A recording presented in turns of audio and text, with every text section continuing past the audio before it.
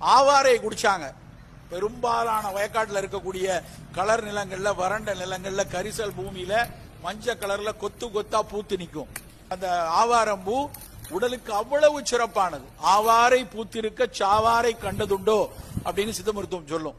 ஆவிரை கொன்றை நாவல் அலைகடல் முத்தம் கோஷ்டம் மேவிய மருதத்தோலும் மிருதிடரொக்க கொண்டு காவிரி நீரும் மற்றும் கடல் நீரும் மற்றும் தானே அப்படின்னு ஒரு பாட்டு இருக்கு.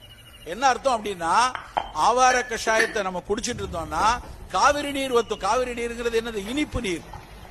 யூரின்ல சக்கரை கலந்து போச்சு அப்படின்னா அது இனிப்பா இருக்கும். கடல் நீர் எப்படி இருக்கும்? உப்பா இருக்கும். யூரின்ல நிறைய புரதம் கலந்து போச்சுன்னா அது ரொம்ப கூடுதல் உப்பு தண்ணியா இருக்கும். அந்த ரெண்டுக்கும் நல்லது ஆவாரை கஷாயம் என்று அன்றைக்கு சொல்லியிருக்காங்க. இன்றைக்கு institute of basic medical science, தேசிய சித்த மருத்துவ நிறுவனம், மருத்துவ பல்கலைக்கழகங்கள் எல்லாம் ஆராய்ச்சி ஆவாரையை குடிங்கிறாங்க.